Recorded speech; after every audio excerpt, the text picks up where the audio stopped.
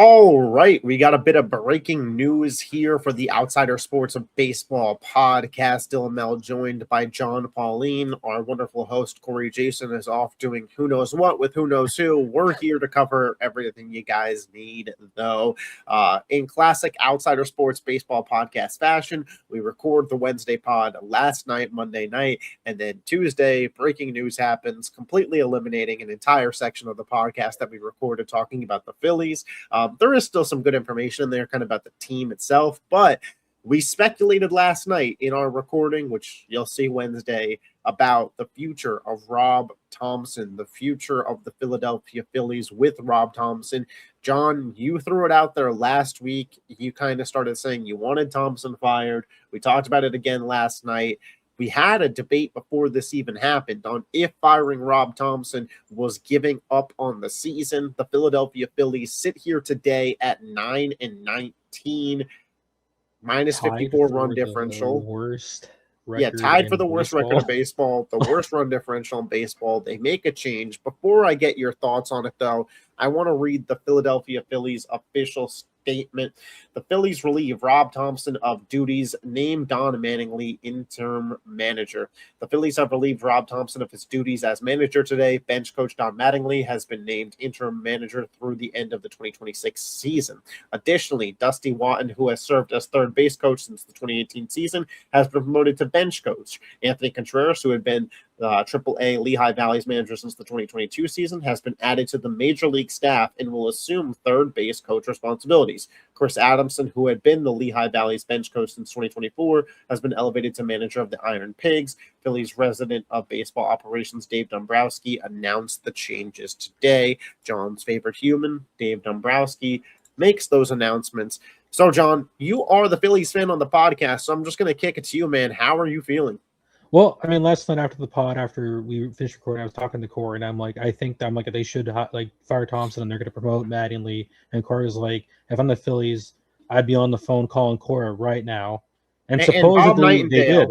Yeah, they called him, and Alex Cora said he'd like to spend some time with his family. Which I figured would be the response after that, because I feel like it's kind of quick. But I feel like this was just kind of Dombrowski trying to save his skin, hoping he doesn't get fired at the end of the season.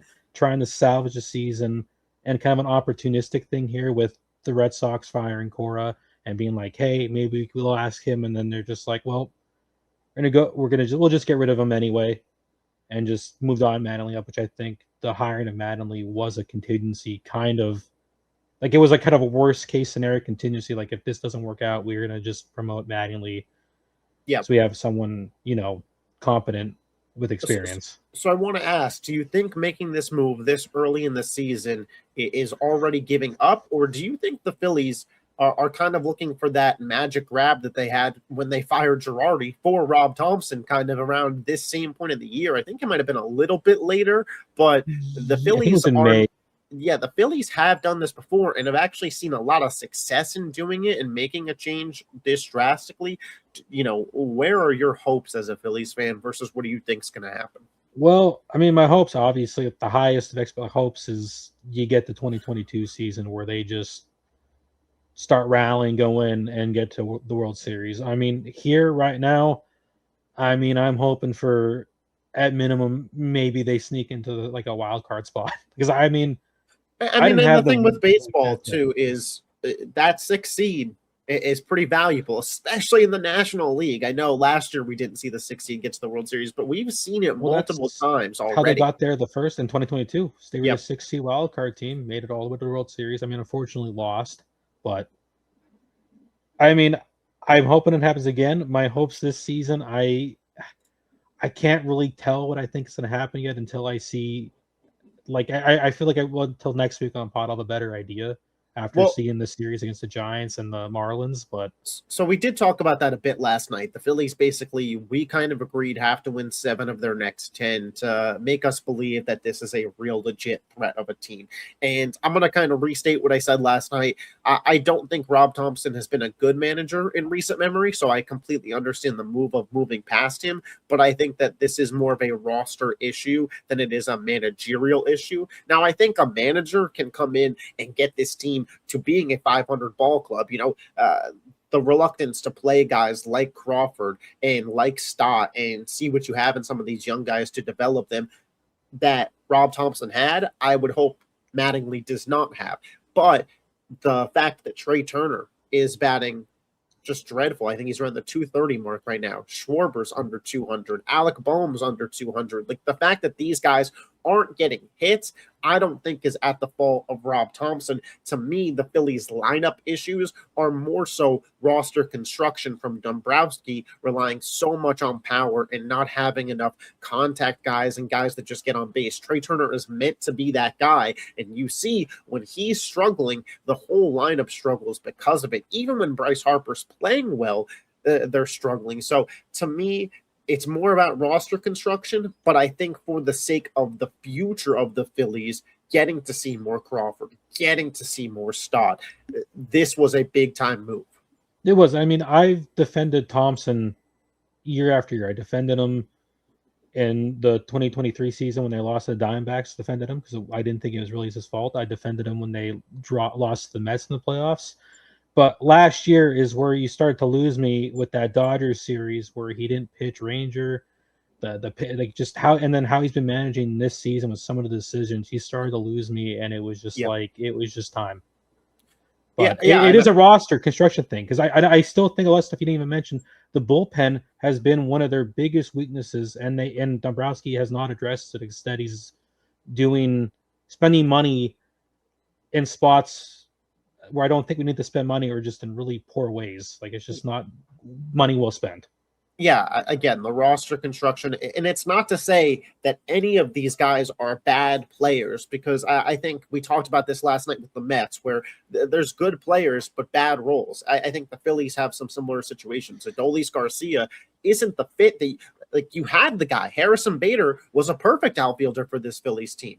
You move off of him for Adolis Garcia, who's kind of more of the same of what you got, strikeouts and home run power. Right now, when everybody goes cold, you don't have a guy like Bader who, even when he's not batting well, presents such a strength with his fielding. You don't have that. And moving away from guys like that and doubling down on power was a big issue for this team, I feel. And it's resulted in 102 runs scored. That's third worst in the entire National League, only trailing the Giants, who you have that series with coming up, in the Mets.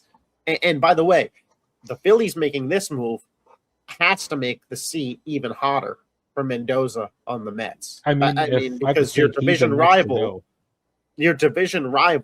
who both of you had World Series aspirations coming into the year, neither of you have 10 wins yet. You're both 10 games below 500.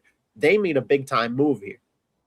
Yeah, I mean, if you're the Mets, if you're Mendoza, I mean, you're like, we got to start winning games now. Because, I mean, do you think Cora not coming to the Phillies is a non-story in terms of, like everything that happened in Boston, he probably just wants to relax? Or do you think it is a story in the sense of Alex Cora looked at your guys' team and thought, I can't turn water into wine with that, so I'm not even going to bother? More of a non-story, because, I mean, if you look at how it happened with the Red Sox and stuff, especially, that's another part there where it's like, wasn't really his fault, kind of got scapegoated a bit. I mean, I'm not going to say it's a non-story, because here's what I'll say. If for some reason Dave Roberts had to step away from the Dodgers and the Dodgers called Alex Cora and asked him to be their manager, he's not spending time with the family. Let's just be honest. Let's call a spade a spade. Now, again, that's the Dodgers. But my point is, recently is my thing. Like, if you call, my point is, there's a team good enough. There's always an offer good enough that you'll take it. He doesn't view the Phillies as that good enough of an offer, and the Phillies are supposed to be that good of an offer. That's kind of my big point on it, where it's like, yes, firing Rob Thomson was the correct move, and yes, it does raise the Phillies' ceiling to move off of him, so I agree with it. But ultimately, for me, this team's fatal flaw is still the lineup that isn't resolved. I mean, we talked about it on the pod. It's just they live and die by the home run ball, and when they're not hitting home runs, it just doesn't. And they leave a ton of men on base. I don't know the stat, but they were like, I forget, like the one game I was watching, they were like 2 for What Is kind it of like changes 50 or would you like to something? see? What kind of changes would you like to see when it comes to the Phillies, roster management, like lineup? Like that is something that Mattingly will have a direct effect on in terms of, hey, like this is where you can make an impact and produce. I'm trying to go back and see the box score, look at the lineup. So basically, where they're kind of at right now is Turner, Schwarber, Harper. Am I correct? Like that's like the everyday 1, 2, 3. Yeah, I that's thought, Turner, Schwarber, Harper, and then they've been mixing it up with the 4 spot yeah, I'm recently. seeing some Marsh, some Adolis. Bohm was in there for a little Felix, while. You know, Felix Reyes I'll has been kick it put to in there. you and see kind of what your ideal lineup going forward for the Phillies is, and then I will tell you what mine would be. Well, going off because I mean they have some injuries now. Do you want like just as of now? Because I mean they have some guys hurt with JT, Yeah, and I would kind of do put. it with JT back in the lineup. That way you Let can me get a better just picture let me as just let me to just pull up where a you box think score this here team so I will don't go. screw up. Well, I would definitely want to keep Turner batting first. I'd Yeah, really, really would like to move Crawford up to second, just because I think he at least puts the ball in play. And when you yeah. put the ball in play, stuff happens, especially with Turner's speed on the bases. Hmm. And then you keep Harper third, and then because they seem to kind of been struggling to find that fourth spot, like the cleanup hitter there, just put Schwarber there. You have a power guy, you have there. He's not Do hitting, you just put him. worry about 3 lefty hitters in a row there? That'd be my only concern. Like I you mean, just their give a whole real lineup is lane to just. lefty pitching there. I mean, the whole lineup's just all lefties anyway. I mean, it's Yeah. just. I mean, you're already going with it. I mean, what like Turner's right lefty, right? No, Turner's a righty. Turner's the righty. Turner's So a righty. I mean, Schwarter's already a lefty. You got Harper's a lefty. So I mean, the thing is, though, Schwarber can hit both lefties and righties. Like it's not like yeah. to me, it doesn't seem like. I No, mean, if it was I anything, agree. I don't The think. splits aren't bad for him. Yeah, because Schwarber can hit left and righties. I mean, his average is low now, but he can. He's proven that he can hit lefties and righties. So having the 3 lefties in a row isn't a huge concern with that because sometimes you just look at it and you're like, you put your best player there, you put the guy there. Like sometimes you don't look at it like you put the best player Hmm. in that spot. I don't think it's a big deal with that. I mean, some might, but I think you can't know until you try it out. Right. And then I would like probably put Marsh, then Garcia, then probably Stott. No, I forgot about. I'm looking at then JT. I'd probably put like Garcia after Marsh after Schwarber, then Garcia, JT, Stott, then probably Boehm. Yeah, I mean, Then I'm not a huge fan yeah, of your lefty righty lane switch. yeah, To be honest, the way that I would do it, based on the way that they're playing right now and the fact that you have to turn the season around, I would lead off Marsh. He's got 6 stolen bases on the year. He's got some speed. He's a lefty bat, and he's been the best bat on your lineup right now. Like a guy to get on base and set the table is fine for me. I'd go Turner in the 2. I'd go Harper in the 3, Schwarber in the 4, and then in the 5, I'd go Garcia to get the righty power bat there. Then I would go Crawford in the 6, JT in the 7, Stott in the 8, and Bohm in the 9. That's kind of how I do it. I prefer the righty lefty switch up.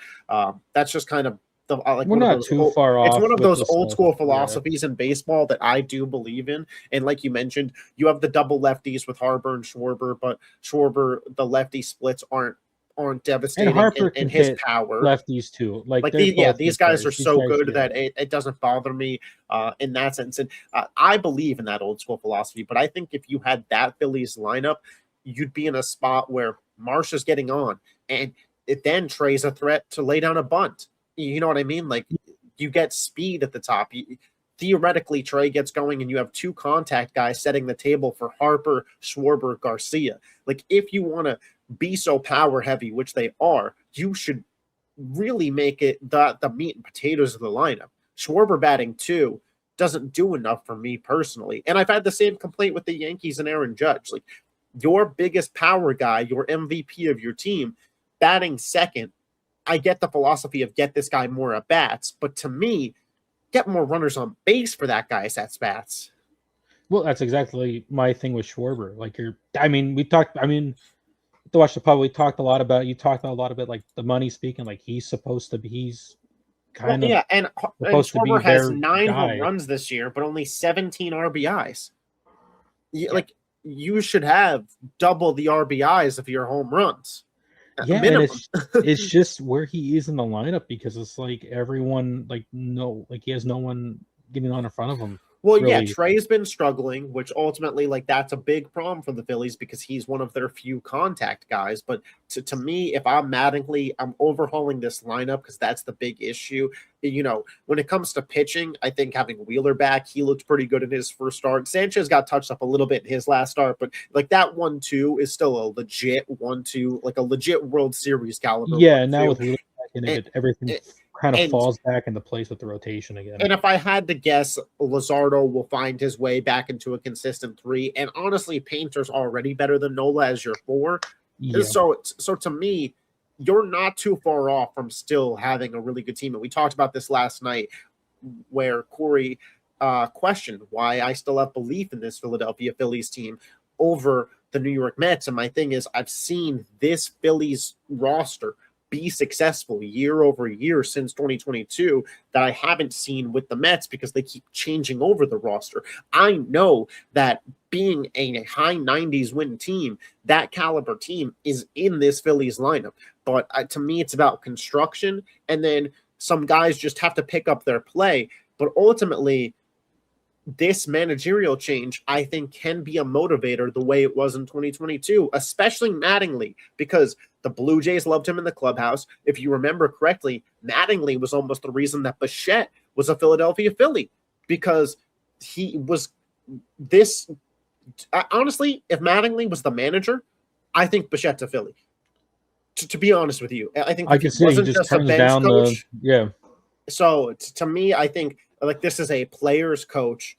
You know, I don't know how he's going to be decision-wise. I don't, we'll be able to analyze that over the coming months, like what he does with the bullpen. Does he make the right lineup adjustments? But I think in terms of being a player's manager, similar to Aaron Boone, former Yankee player, I think that he will have that connection with the players.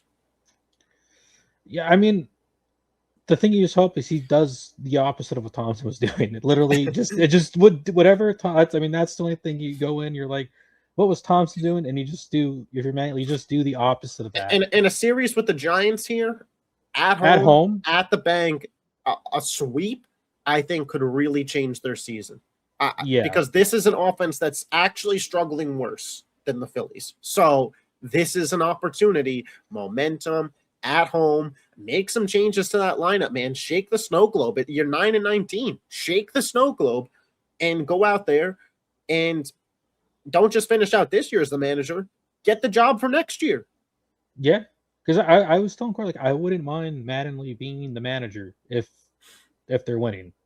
Yeah, like you give him if he gets them at least to the wild card, I'd say give him a extend them for a year or two, see where it goes. Because I mean, yeah, they're kind of stuck with all the contracts. Unless like a guy like Cora changes his mind, but other than that, like there's just not top tier managers typically available. So the Philadelphia Phillies make a big fire sale move. If you want to hear us talk more about the Phillies or any other team, our full podcast, our weekly podcast drops tomorrow at noon on the channel.